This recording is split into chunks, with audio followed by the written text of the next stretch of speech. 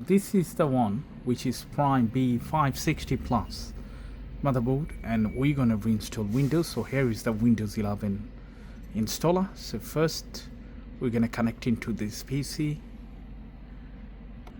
That's the PC. What are you gonna do? We're gonna connect it. Yeah, it's working. As I can see, the light is here. Yeah, it's blinking now. All right, once it's connected, we're gonna shut it down. Press and hold the power button, and now we're gonna press back on, and we're gonna keep pressing delete button, which is that one.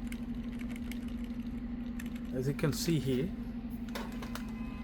there's the illustration which is called edge mode.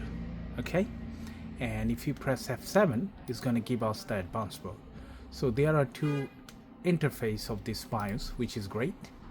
So from here also we can customize the boot options, but for in details changes, what you need to do, we need to press on advanced menu. Otherwise we can just drag and drop to change it. Okay, and also we can turn on the Intel Rapid Storage technology on and off from here, and we can see the fan controls and everything. But this is not the ideal to change the boot option. So what are you going to do? We're going to press F7 or advanced boot mode, which is this, and from here what are you going to do? We're going to get into advanced, and the second option is the boot. These are the couple of sections that we need to change the settings. So if you click here, we can check a couple of things here. The USB configuration that you see has to be enabled. Okay, we can leave the legacy auto instead of enable. Fine, and then go back, and from here NVMe, let's check this. There are a couple of things are okay. Yeah, but we're going to install the Windows on 1 terabyte. Okay, so this is pretty much everything for from the advanced option. Now we're going to go back to boot option, and from here first things that we're going to do, CSM is disabled because we would like to have in UEFI. And then second one is secure boot has to be Windows, as you can see, UEFI mode, and then do back. And now we need to do the boot configuration. So the boot configuration, we can leave it like that, which is fine. There is nothing wrong. Okay, and we can save the changes by clicking on exit, save the changes, and reset. Okay, as you can see, this is what we changed. Now we're going to keep pressing F2 to get into temporary boot option. Alright, so from right hand side we can see this is the list boot priority. What are you going to do here? The top one is, you can see, this is my flash disk, which is my USB thing. Okay, Windows installer. So you can just drag and drop, but the top one would be considered as the first boot priority. So I'm going to press OK. This configuration was there already, so it shows no changes has been made, which is fine. Now it's going to restart and Windows setup page is going to appear.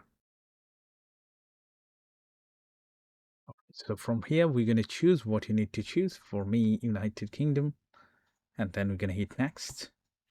Sometimes it takes 5 seconds to go forward, accept the terms and condition. Now, here's the tricky part. Before you delete anything, please make sure you back up your data. Otherwise, you're going to lose everything. And also, if you do have multiple drive, very careful before you reset, format, delete, or repartitioning. Anything that you do here, you can't undo it. So make sure you are very careful. I can see there are a couple of drives. One of them is 4 terabyte. Another one is single terabyte, which is 1 terabyte. So now I'm going to choose 1 terabyte. I can clearly see the disk 1 and disk 2. Okay, so I'm going to clear it because I don't want any data. I don't need anything, so I can clear it off. So I'm going to, there are multiple partition, by the way. I'm going to delete all of them, and then I'm going to hit next. Once I hit next, it's going to copy everything to the main directory, and it might take a couple of restart, and then Windows 11 would be ready to use it for this machine. So I skipped those settings, the preferences and stuff when I created the bootable Windows 11 thumb drive. Now I need to connect into internet and update all the drivers. Now there were a couple of ways to update the drivers. One, you can just go to Windows and choose update for all, or you can do individually. But I do prefer to update the graphics card driver by manually going into the NVIDIA site and do that. And for the rest, don't forget to update the Windows at the same time and make sure while it's update, you do not switch it off or forcefully shut it down.